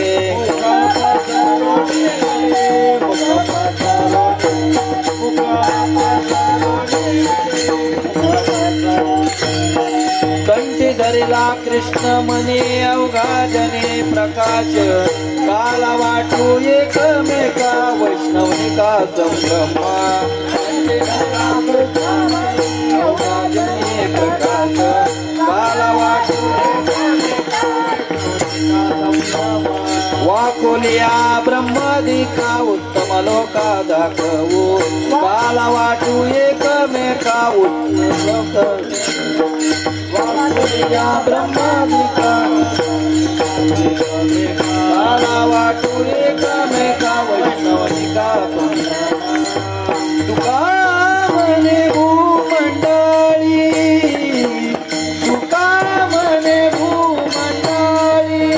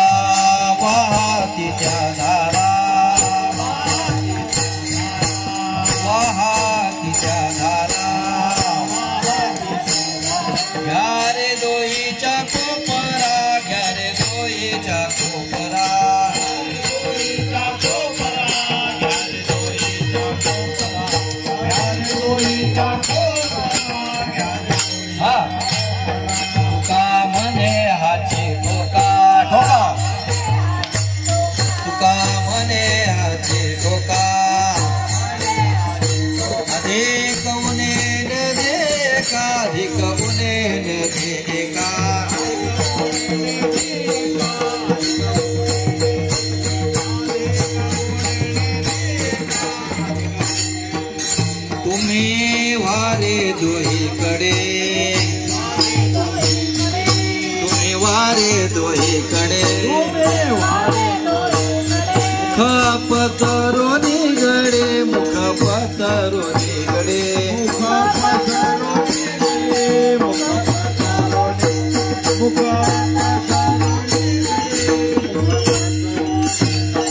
कंठी धरला कृष्ण म्हणे अवघा जने प्रकाश काला वाटू एकमेका गंगा वैष्णव का संगम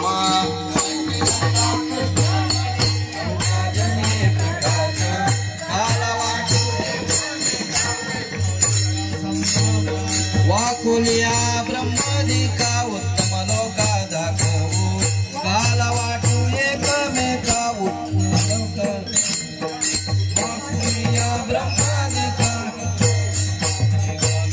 काला वाटू एकमेका वैष्णविका तुका मने भूमंडाळी तुका मने भूमंडाळी